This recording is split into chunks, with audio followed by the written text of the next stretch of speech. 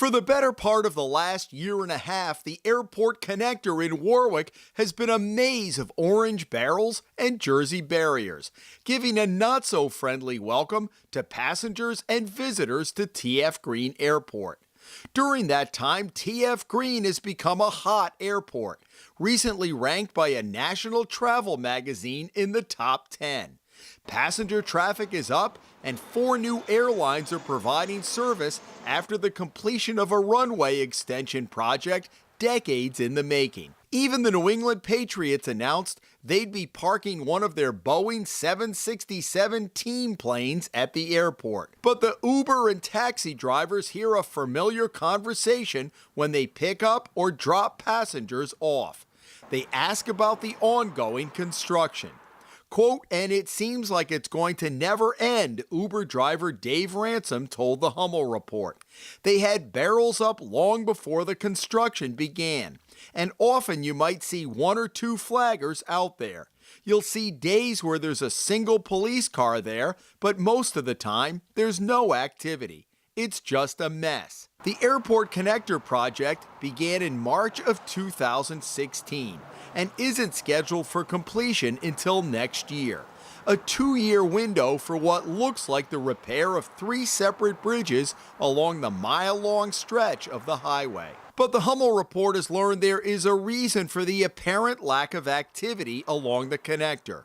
Reconstruction of those 3 bridges is part of a larger $8.2 million project that had workers many times over the past year assigned 3 miles away, repairing 4 additional bridges on Route 2 near the malls.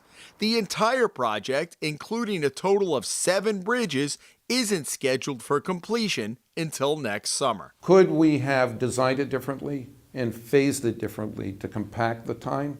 Yes, I think we can.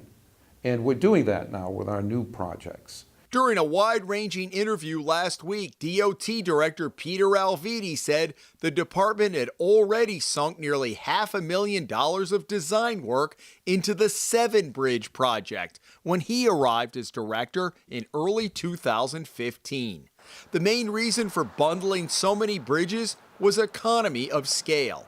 Alviti said the state will save nearly $1 million.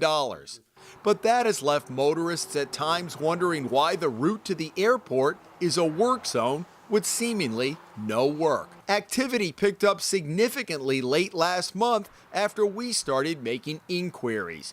After days of only 1 or 2 workers on the 3 bridges, a crew on the last Friday of October began pouring concrete on the bridge deck that spans Post Road on the westbound side.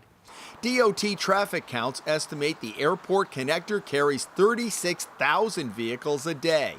Of those, 8,000 travel all the way to Green Airport, with the others peeling off at either Jefferson Boulevard or Post Road along the way. I know that there have been some discussions, particularly with people you've talked to, that they think that it's taking too long. We started the project in March of 16, and it will be completed in May of 18. And that is the period of time that was designed into the construction period. Who made that determination? It kind of evolved out of the original design that we got and the way that they would have to be done and the way that the bid package was constructed to take that amount of time. Alviti said this project involves renovation and not bridge replacement, which can take a lot longer. The department could not use an accelerated bridge program as it did last month on a stretch of Route 95 in Exeter, and a year ago when the DOT replaced 2 bridges over 2 separate weekends in East Providence, minimizing traffic disruption and saving millions of dollars in construction costs. At the airport connector, the contractor had to do extensive work that includes concrete repairs, waterproofing, replacing bridge joints, and minor paving and striping. Some of that work is under the bridge, out of the view of most motorists. When you're doing 7 bridge projects at one time, it could be that materials become available, certain steel becomes available, is fabricated in a way that it becomes available in another project and you move people over to that other project to address that delivery. Or it could be that you do a concrete pour at one location and while it's curing, you move your people to another location where they're doing similar kind of work. Could we have shortened the time period? I'm sure we could. I've talked with the project managers on this job, and had we designed it and implemented it differently, we could have phased it so that rather than having all 7 bridges have some kind of traffic controls put on them, we could have done them individually so that each one would have had the traffic controls in a little bit shorter period of time. Or maybe through Jefferson and Post Road, get that done maybe in a season or a year or whatever. Right. Alviti said the 7 bridges were in varying states of degradation, but the DOT is making a preemptive strike now with repair work so it doesn't have to replace them later at 4 or 5 times the cost. As for how the project looks, Alviti said that all depends on who is looking at it. Aesthetics are very subjective, okay? To a person like me driving into an airport and seeing that kind of construction going on, I'm saying to myself, here's a state that's investing in their infrastructure, and I like to see construction going on. It means they're investing in maintaining their roads and bridges, right?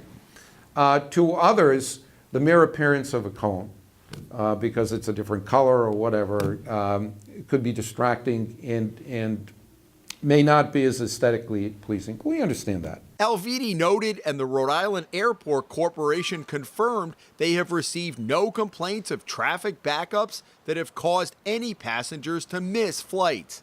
The Rhode Island State Police said it investigated 13 crashes over the past year on the airport connector and exit entrance ramps leading to it.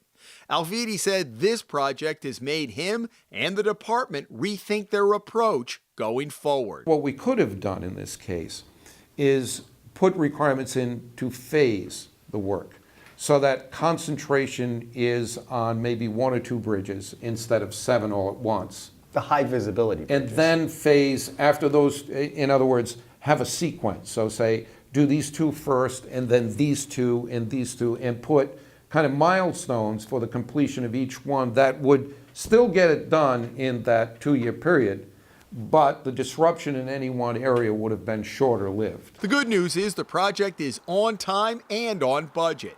And this is what the eastbound lane looked like last week. Orange barrels gone and smooth sailing into the airport.